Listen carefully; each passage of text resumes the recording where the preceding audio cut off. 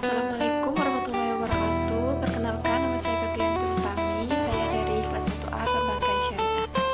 Yang mana tujuan dari pembuatan video ini adalah untuk memenuhi tugas Pancasila. Pokok pembahasan kali ini adalah hak dan kewajiban warga negara. Ada 3 pokok pembahasan kali ini. Yang pertama adalah pengertian warga negara. Yang kedua adalah pengertian dan kewajiban warga negara. Yang ketiga, hak dan kewajiban warga negara pada Undang-Undang 1945. Pengertian warga negara adalah penetapan warga negara pada suatu negara ditentukan berdasarkan peraturan perundang-undangan. Pasal 26 ayat 1 Undang-Undang 1945, warga negara adalah orang-orang bangsa Indonesia dan orang-orang bangsa lain yang disahkan undang-undang sebagai warga negara. Orang-orang bangsa lain maksudnya peranakan Belanda, Tionghoa, Arab yang bertempat tinggal di Indonesia. Mengakui Indonesia sebagai tanah airnya, bersikap setia kepada NKRI. Pokok pembahasan yang kedua adalah pengertian hak dan kewajiban. Pengertian hak dan kewajiban Pengertian hak dapat dipahami sebagai HAM. HAM adalah seperangkat hak yang melekat pada hakikat dan keberadaan manusia sebagai makhluk Tuhan yang Maha Esa dan merupakan anugerahnya yang wajib dihormati, dijunjung tinggi dan dilindungi oleh negara, hukum dan pemerintah dan setiap orang demi kehormatan serta perlindungan harkat martabat manusia.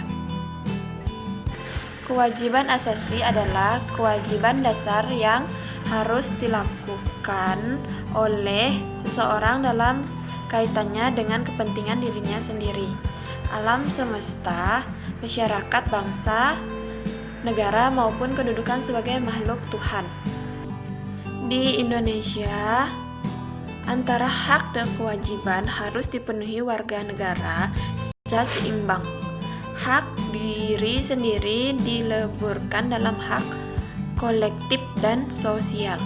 Pokok pembahasan yang ketiga adalah hak dan kewajiban warga negara menurut Undang-Undang 1945. Yang pertama, hak warga negara. Pengaturan hak WN diatur dalam Undang-Undang 1945 Pasal 28A sampai dengan 28J. Hak asasi pribadi, kebebasan berpendapat, kebebasan beragama, kebebasan bergerak, dan lain-lain.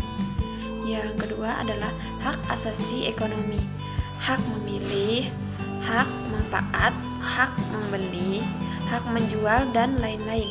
Yang ketiga, hak asasi dan kebudayaan, mendapat pendidikan, mengembang kebudayaan, dan lain-lain.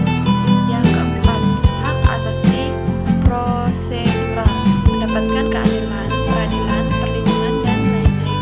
Yang kelima, hak asasi politik, memilih, dipilih,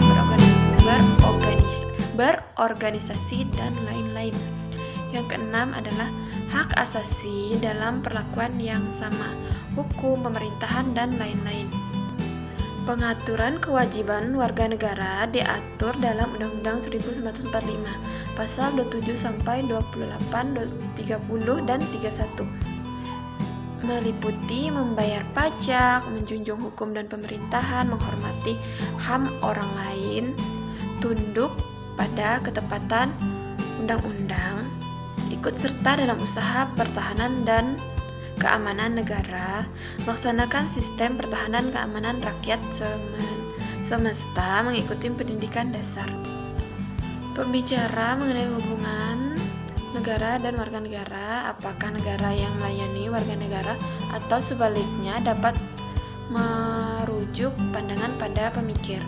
Kaum pertama yaitu kaum pluralis, masyarakat dan yang mendahului dan menciptakan negara, sehingga negara harus tunduk kepada masyarakat. Kaum yang kedua adalah kaum Marxis, Demokrasi kekuasaan ada pada negara. Negara merupakan institusi dan yang digunakan kaum borjuis untuk menjalankan kekuasaan yang baik.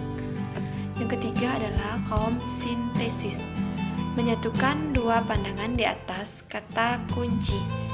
Struktur atau negara untuk teori Marxis dan agensi warga negara untuk teori pluralis.